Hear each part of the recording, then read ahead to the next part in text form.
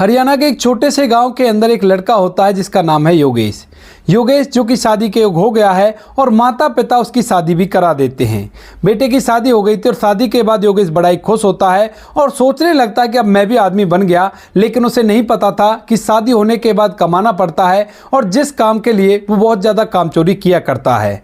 हालांकि उसके घर की कुछ पुश्तैनी ज़मीन है, लेकिन वो उस पर खेती बाड़ी करने के लिए भी नहीं जाता है और दिमाग लगाता रहता है कि उसे कोई ऐसा काम मिल जाए जिसमें मेहनत कम हो और समय आराम से व्यतीत होने लगे। तभी उसी दौरान उन्हीं के गांव में एक लड़का आता है जो कि फेरी लगा रहा था और जिसके बाद छोटे छोटे कॉस्मेटिक के आइटम थे। अब उसको बैठा बैठा वो देख रहा था और देखते देखते उसके दिमाग में एक आइडिया टकराने लगता है। अब इसके बाद वो उस फेरी वाले को रोकता है और जहां पर बैठा था वहीं पर उस फेरी वाले को बुला लेता है। सबसे पहले वो उसका नाम पूछता है तो वह अपना नाम राहुल बताता है और कहता है कि मैं भाई फलाने गाँव का रहने वाला हूँ। इसके बाद वो उससे पूछने लगता है कि तुम ये फेरी लगाकर कितने पैसे कमा लेते हो। तो उसके बाद राहुल उसे बता देता है कि इससे इतने पैसे तो कम ही जाते हैं कि मेरे परिवार का गुजर बसर हो जाता है। तो वो उससे पूछने लगता है कि तुम ये माल कहाँ से लाया करते हो और तुम्हें क्या रेट पड़ता है। तो वह बताता है कि मैं इस माल को दिल्ली से लाया करता हूँ और मुझे इस रेट में वो माल पड़ता है। फिर जो योगेश है उससे पूछने लगता है कि तुम कितने लोग हो जो एक साथ जाकर इस माल को लाया करते हो और कितने कितने रुपए का तुम माल लाया करते हो। तो राहुल उसे पूरी डिटेल दे देता है और कहता है कि लगभग 50 से 60 हजार रुपए का माल हमारा आ जाता है और उसको लाकर हम इधर उधर बेच दिया करते हैं। तो वो कहने लगता है कि अगर तुम्हें माल यहीं पर मिल जाए तो क्या कुछ मुनाफे के साथ तुम उसे ले सकते हो। तो वो कहने लगता है कि अगर माल हमें यहीं पर मिल जाएगा तो बहुत ही अच्छा रहेगा, हमें बार बार दिल्ली के धक्के ना खाने पड़ेंगे। अगर यहाँ पर हमें माल मिल जाता है तो हम जरूर उसे खरीद लेंगे। तो इसके बाद जो योगेश होता है उसके दिमाग में चल रहा था कि क्यों ना वह इसी माल की होलसेल की दुकान यहाँ पर खोल ले और यहीं पर अच्छा खासा मुनाफा कमा ले। इधर जो फेरी वाला था वह भी समझ गया था कि ये किस तरह का काम करने के लिए कह रहा है। तो वो उससे कहने लगता है कि भैया अगर आप खोल लेते हो तो बहुत ही अच्छी बात है, मैं अपने साथ साथ और भी लोगों से बोल दूंगा कि यहाँ पर होलसेल रेट पर माल मिला करता है, कोई भी दिक्कत नहीं है। इसके बाद जो योगेश होता है वह राहुल से कहने लगता है कि वो बात तो ठीक है, मैं दुकान तो खोल लूंगा, लेकिन उससे पहले तुम्हें एक बार वो जगह मुझे दिखानी होगी जहाँ से तुम सामान लाया करते हो और जिस दिन इस बार तुम सामान लेने के लिए जाओ उस दिन मुझे अपने साथ ले चलना और मैं उस जगह को देखना चाहता हूँ। इसके बाद जो राहुल है वो कह देता है कि ठीक है भाई, अगर ऐसी बात है तो मैं आपको अपने साथ ले जाऊंगा। बातें तय हो गई थी और एक दिन निश्चित कर दिया जाता है कि उस दिन आप मुझे उस जगह पर मिल जाना और मैं वहीं से आपको अपने साथ लेकर दिल्ली चला जाऊंगा।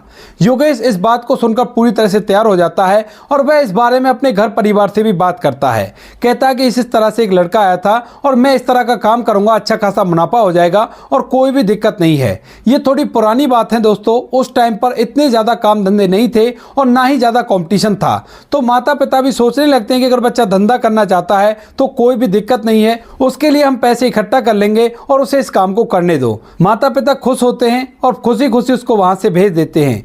जो योगेश होता है वो वहां से उस जगह पर चला जाता है जिस जगह के बारे में राहुल ने उसको बताया था और वहां पर राहुल आने के बाद उसे अपने साथ लेकर दिल्ली पहुंच जाता है। अब दिल्ली के अंदर ढेर सारी भीड़ थी और वहां पर छोटी छोटी गलियां थी जिनके अंदर वह लड़का राहुल योगेश को लेकर अंदर घुसता चला जाता है और एक दुकान में जाकर उसको बिठा देता है।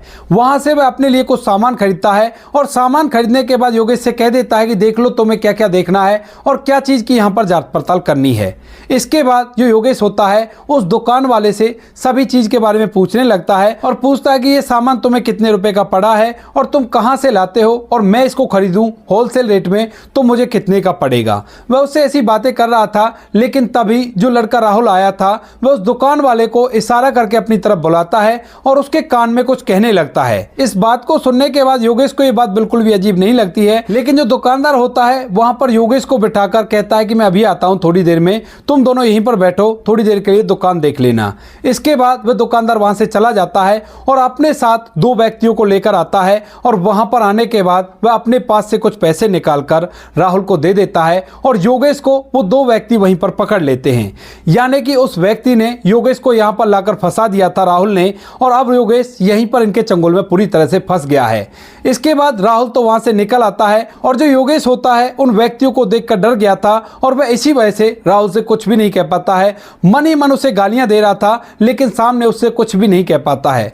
वो सोचता है कि जब इसने मुझे इनके हाथों पकड़वा ही दिया है तो मेरा ये कुछ भी करवा सकता है, भलाई इसी में है कि मुझे चुप रहना चाहिए। योगेश थोड़ी देर तक चुप रहता है लेकिन उसके बाद उनसे कहने लगता है कि देखो आपको क्या चाहिए और आप मुझे इस तरह से क्यों पकड़ रहे हो। लेकिन जो दुकान वाला होता है उसकी एक बात नहीं सुनता है और उसके बाद उसे धक्का देकर बेसमेंट की तरफ ले जाने लगता है।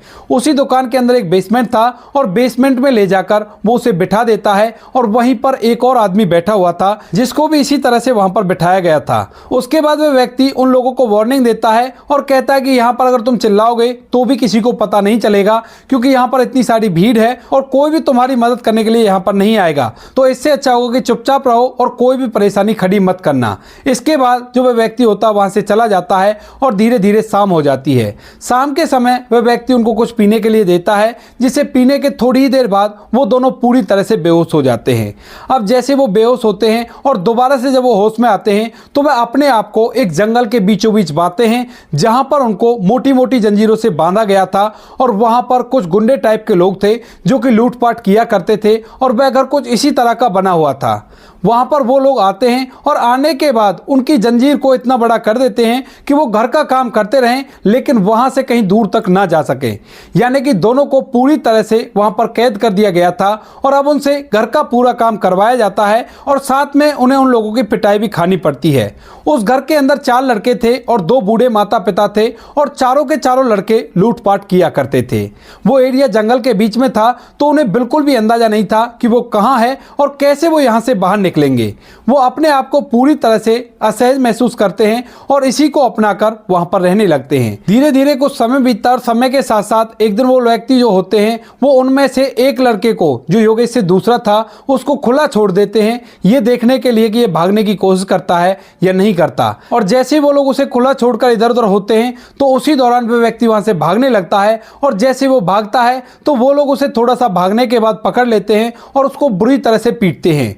जब उन लोगों ने योगेश के सामने उसे पीटा था तो योगेश इस चीज से पूरी तरह से डर जाता है और वह भागने का फैसला अपने दिमाग से निकाल देता है और उनसे कहने लगता है कि बेशक से आप मुझे खोल दो लेकिन मैं यहां से भागूंगा नहीं, आपके साथ ही रहूंगा और कोई भी कैसी भी दिक्कत नहीं है। इधर जो वह दूसरा व्यक्ति था वह भी उनसे रहम की भीख मांगता है और वो लोग थोड़ी देर तक तो उस पर पिटाई लगाते हैं लेकिन फिर वो उसे छोड़ देते हैं और वहां से अपने घर के अंदर चले जाते हैं आराम करने के लिए।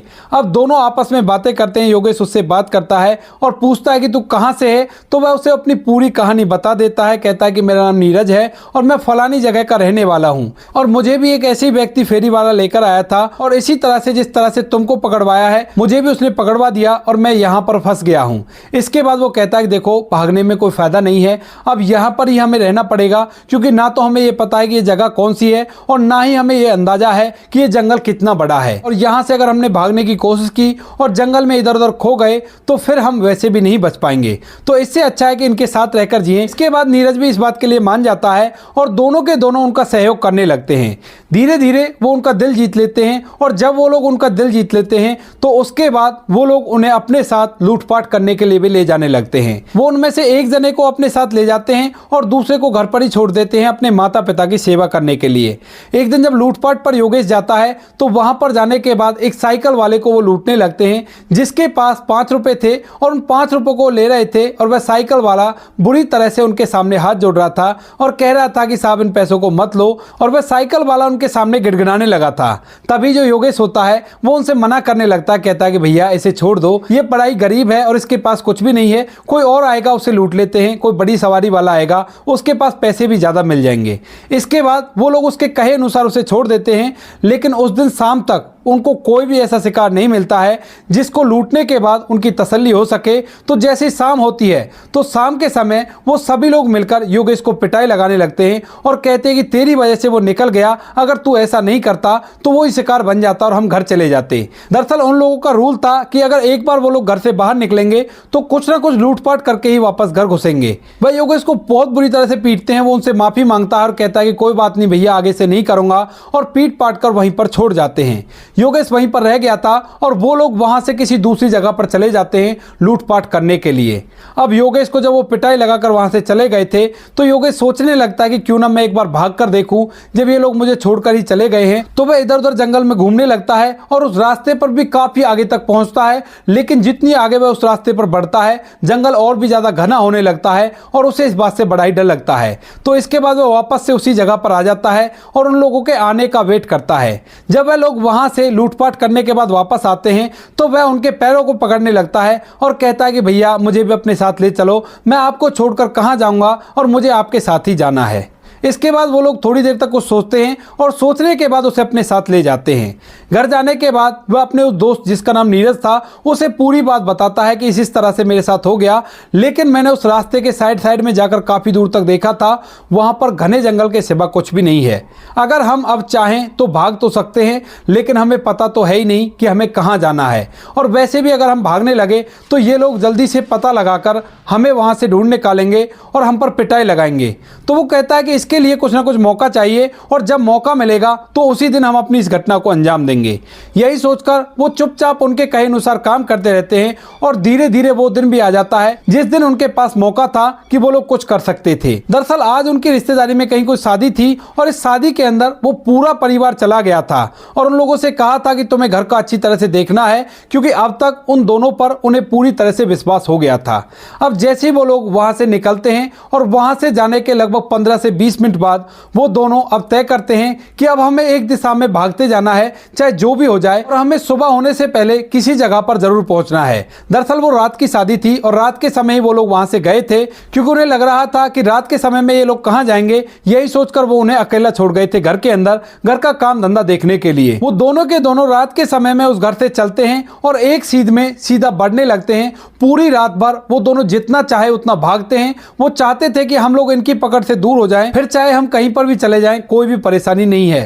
पूरी रात भर चलने के बाद जब सुबह होती है तो वो लोग एक साधु के ठिकाने पर पहुंच गए थे, जो जंगल के बीच में अपनी कुटिया बनाकर रह रहा था। और जैसे ही साधु उन दोनों को देखता है तो देखते ही सबसे पहले उनसे पूछता है कि भाई तुम कौन हो और यहाँ पर क्या कर रहे हो। तो उसके बाद वो दोनों साधु के भेष में उसे देखकर उससे अपनी पूरी मन की व्यथा बताते हैं और कहते हैं कि बाबा हम तो इस तरह से हैं और काफी दिनों से हम वहां पर बंद हैं, हमें यह भी नहीं पता कि कितना समय हो गया हमें वहां पर बंद हुए और हम कब के अपने घर से आए हैं। हम दोनों की शादी हो चुकी है और हमारी पत्नियां हमारे घर पर इंतजार कर रही हैं। जब साधु महात्मा पूरी उनकी कहानी सुनता है तो उसे पता चल जाता है, क्योंकि जंगल के अंदर अक्सर ऐसे लोग रहा करते हैं जो लोगों को आज तक भी बंदी बनाकर रखा करते थे।